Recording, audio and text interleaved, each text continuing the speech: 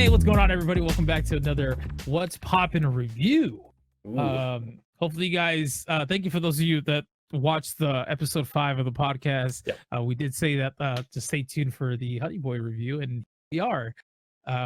This movie was directed by Hyrule, and then writer was Shia LaBeouf. Now, going into this movie, I thought this was going to be like, I initially thought this was going to be like a biopic of his life. Same. You know, leading up to his current, situation where he's at now. And so, yeah, that was my mindset going into the film. Yeah. Now, this was not that. This was it's just a particular time, like a period piece of his life. Yeah. Just of basically it's the film's about him. It's a relationship between him and his father, and it takes that's the place core of it. in the early on of his career. So this was even Steven pretty much was that point. Now there is more shown. There's 2 different versions of Shia LaBeouf, and also they're not characters. The characters that they're playing are not like, oh, this Shia, young Shia or Shia. No. They're playing different characters. I guess this is probably he probably wanted to do it this way, but the character that they're playing is Otis. Otis is the young Shia LaBeouf, but in the movie they don't refer to him as Shia; they refer to him as Otis. And the young Otis is played by Noah Jupe, and more recent Shia is played by Lucas Hedges. Both were really good, I thought. I thought they did good. Phenomenal. And Shia LaBeouf is playing his father. Which, that was rough in a lot of different ways. Like, that was... No, but in terms of performance, though... Fantastic. He did really good. Fucking phenomenal, man. Yeah. Every Every single one of these actors. And now there's other supporting actors in here that deserve, their credit as well. Like Byron Bowers. He played Percy. He was the one that was in the basically rehab with Shia's character. That was Lucas Hedges. He plays the older version of Shia, the more recent one. And I thought his character, their chemistry was really cool. And FKA Twigs, she was a shy girl. She was pretty much like a prostitute. I mean, that's just kind of what it leads you. It's insinuated heavily that. Yeah, that's it's insinuated that she's kind of a prostitute in the film. But yeah, that's pretty much what the film is about. Now, I want to get your initial reaction. Like, what did you think of this movie? And now that we going into it, we thought it was going to be a biopic, but it wasn't that. So. What did you think, Tim? Well, what are your thoughts? I took notes, and they're not spoilery notes, so I'll do a quick reading. It's very short. It's 1 page, very short sentences, and this is literally my thoughts. Which, by the way, guys, we're gonna try to keep it non-spoiler for the first half. And the second half, if we have anything that we want to address that is spoiler, then we will. But I don't think we necessarily need to spoil anything. No, not too much. Yeah, because first thing I thought was Amazon Studios. I did not realize they were a part of the process of this movie, and I was surprised by that, and I thought that was cool. The next thing is there's a specific scene regarding a Daredevil chicken, which it was just, it kind of hit me just out of nowhere, because I'm getting into the movie, and I'm like, okay, all right, okay, and then there's just a chicken on an ass, and then all this other stuff, and I'm like, what is going on? And then it gets a lot more serious, and it was kind of hard at points. I have to say, if you're watching the movie going in kind of like I did, where you're expecting, let's talk about like the Even Steven days, and let's talk about early acting with like Indiana Jones and Transformers, and then we'll talk about the dark days of meme culture. Little clips of that too. The movie starts off where it says 2009, I believe, or 2008. Yeah, 2008, I think, and then that's when they first shot the first Transformers movie, and they showed Lucas Hedges' character, pretty much having the same outfit that Shia had in the Transformers movie, and that kind of, they don't tell you that that's what the movie that they're filming, but you get the idea because of the sounds of like the Transformers make, and just the background and everything, and they kind of go through like his career like as an adult a little bit. Like they kind of catch you up to It's the point where he's at. yeah, it's very quickly done, and I like I said, I was very much expecting it to be a lot A more biopic, right? lighthearted and more Yeah. like just kind of like what happened in his life and everything, because he Yeah. went through some crazy things in life. Yeah. Became a crazy person for a little bit, and then he was Mhm. meme culture, and people pranked him from Reddit. It was Yeah, and then wild. he went to pretty Rehab. much the movie leads up to where the movie starts off with him pretty much going it starts off with him as an adult filming, going through his film career where he did Transformers, he did Lawless, he did what was another movie that he did that they showed a little bit there. It was very quick. I don't remember Yeah, which. it was they sporadically go through the movies that he filmed through, and then he had a whole bunch of moments where he was an alcoholic and he was doing drugs and stuff like that. So Yeah, he ends up getting a car accident. I remember he was just having multiple altercations with the police and stuff, and he went to jail, spitting on yeah. the cops, and it's just like It's sad. he went out of control. And this movie pretty much touches the fact of like what he was going through, like mentally, and the shit that he went through as a child that affected him That kind now of as an led him on that adult. path as well. That led Yeah, him on that path of just like he really just wanted love from his father, man. yeah. And It sucked. and it fucking it sucked. I'm gonna be completely honest with you. I held back tears when this movie. I It really was did, rough. just because of that. I saw it, man. And so it leads up to him being in rehab. And they diagnosed him with schizophrenia and some other stuff. I forget. Narcissism, Narcissism. Yeah, yeah. schizophrenia, and I think an acute rage, like just Mhm. an easy triggerable rage and all that Yes, stuff. yes, exactly. There you go. And so the movie starts with him in rehab, and pretty much what they want him to do, they basically want him to do like these little tests to kind of like be more comfortable to talk about what the fuck is going on with him, because Yeah, there's a reason why he acts this way or whatever, but he feels like there isn't a reason, but he's hiding it, he's clearly hiding it. he's buried it at that Mhm. point. I mean, he's fully Yeah, and so they make him cemented it down. so he's in rehab with a whole bunch of other people that have, obviously other issues, either alcohol or, drugs or whatever. And so he sees a therapist, and this therapist is pretty much getting a lot of this information out of him as to what happened. And it goes back to boom, where he's a kid, even Stevens, he's on set filming, and it's him and his father. His father is pretty much his manager at this point slash agent, and he's pretty much taking care of him the entire time. And his parents are split up. His mom is never shown in the movie, but it's talked about. And there's a conversation with the father and the mother that is very, very uncomfortable. Dude, that scene, I was just like, oh my God, dude. Yeah, that shit, man. I mean, okay, because we're trying to not spoil things, because I think Mhm. we'll So get it's pretty to much that's the synopsis yeah, of the film, where it goes back to this particular time where he's a child star, and he's getting all this fame and attention, and the father is just very jealous of his own son. He's jealous of him yeah, because everything's going right for him.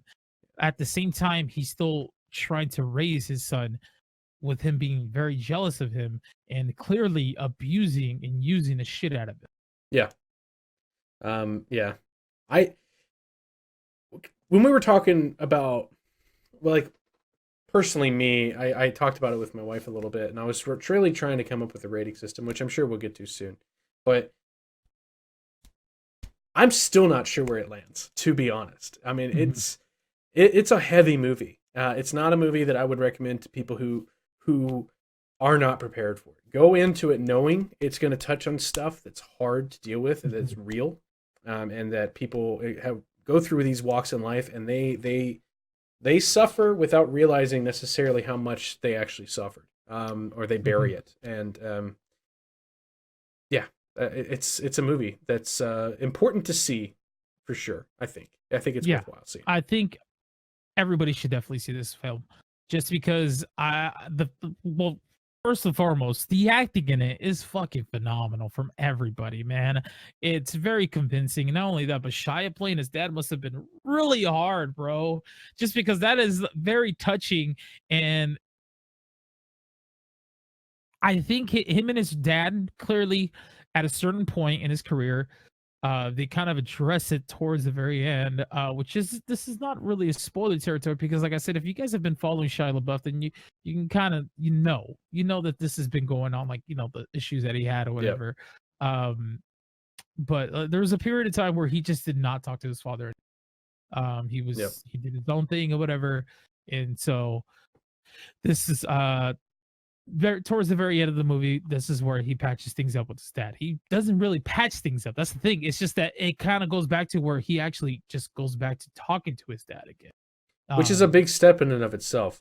Yeah. So it's just this whole film is pretty much obviously kind of a thing where it's very relatable to a lot of cases with other people. That relation, the father-son relationship, that bond. And he really just wanted loving from his dad, but his dad wouldn't give him that. He was very abusive towards him. Beat the shit out of him, dude, a lot of times. And he's mentally abusing the fuck out of him. Yeah. And even though he says that he's encouraging him, he's there for him, and that that he's his spirit or whatever, and he calls him Honey Boy, which is why that's why the movie's called Honey Boy. That was his nickname to his son. He called him Honey Boy.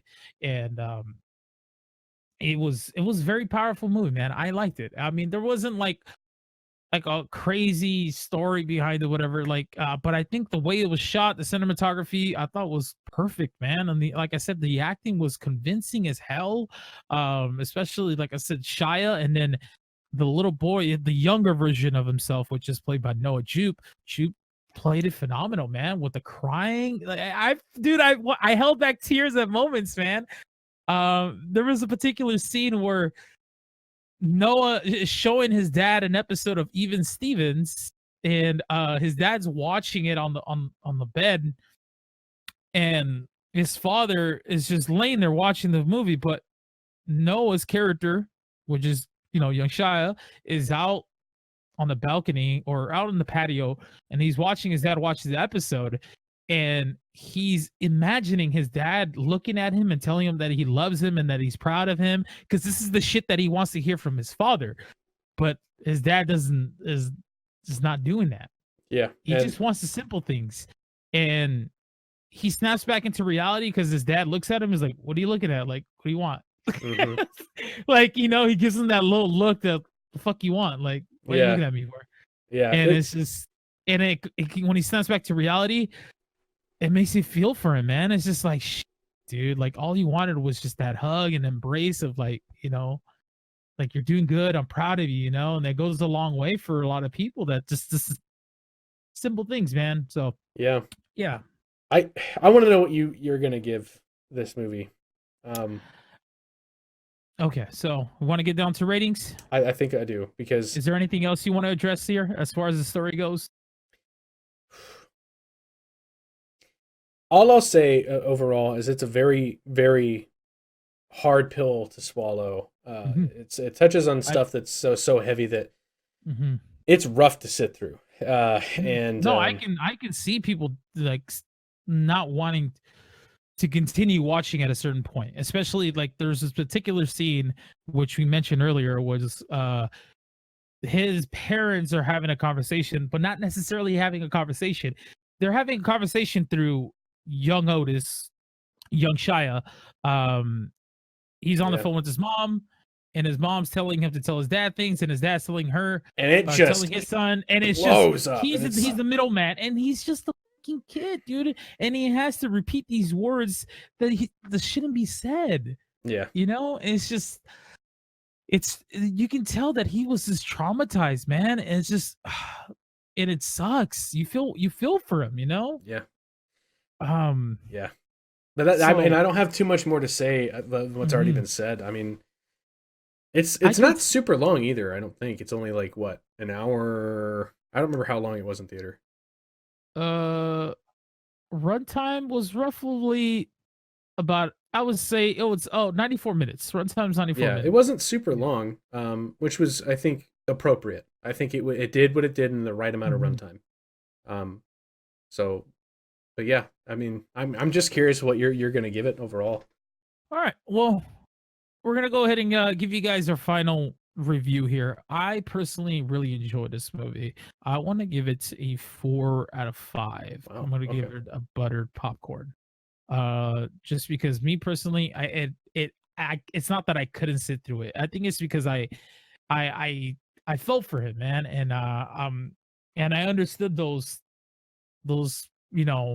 parts where, especially that particular scene, like I said, where he was laying in bed and he was watching an episode of his son acting, and he was looking at him and he was imagining his dad telling him the things he wanted to hear, but he doesn't ever hear that. Yeah. And it just fucked, man. That was the point where I held tears because I was just like, man, like, dude, this kid is doing so much for his father, like, Yeah. and it sucks, man. I was very happy with the movie. Like I said, I went into it expecting this was going to be like a biopic of his whole life, his whole career, up until the point where he's at now. But it's not that. It was just a particular point of his life that Right. they addressed between him and his dad, and yeah, and I enjoyed it. I really did, even despite the fact that this is a tough pill to swallow, like you said. You kind of have to go into it emotionally prepared, because this ends how you expect it to end. It's pretty much like he made a film about it. That's what it is. Yeah. And so yeah, pretty much. I give it a 4 out of 5 though. So what do you think, Tim? I've been shifting because Don't let me influence you. No. You go ahead and go no, with no. you. I'm gonna be 100% me, man. Yeah. I've been shifting back and forth between two different ratings, and I think if I'm being very truthful with myself, most of all, I wanted to give it a 3 because of the fact that it's a movie that I don't know if I can fully recommend to a lot of people to the point where I think I want to sing its praises. But by no means, by no stretch, is it bad by any means. The filming, everything about it, the way it was acted, the runtime, I thought it was actually a very tight film, well done. And that fact that it's well done, I don't think it deserves to just be a 3. I don't, because 3 is plain. It's just kind of the middle of the road. It's a movie that you can watch, but it's not really significant. And I think, despite it being so hard, other movies that I find really hard pills to swallow, like Schindler's List, are not deserving of 3s just because they're hard pills to swallow. And I have to accept that, and I have to say that this movie's definitely deserving of a 4, like you said. But I do say that with a little asterisk of, you have to be 100% ready to just empathize with the character and understand and kind of be prepared, have a little chest. Yeah, and that was the strength. thing. Before you give us your final review here, is that like I said, I went into it same as you, thinking it was going to be a biopic. And usually in biopic, there's happy moments, there's sad moments, and there's happy moments. But in this one, it is like, nope. From the beginning, it is like down here. It is low. Yeah. It starts you off really fucking low. Just because, you'll see once you watch the film. And then it puts you in a weird mood for sure. And everything that you're saying, I can understand, which is why, I definitely would like to say, like what you did, mentally prepare yourself for that emotion that you're gonna feel.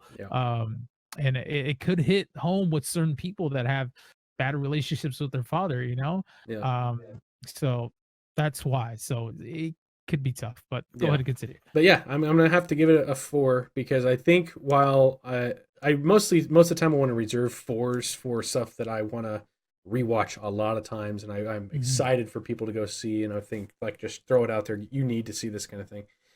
This is an important movie. I think it's important because it has a unique voice. It's a uniquely done movie, and I think that because of that, it's got something to say that should be heard. And so I'm going to stick with 4, personally. And the thing was too is that this is a real life story. It happened to him, and and I could tell this is very hard for him to make too.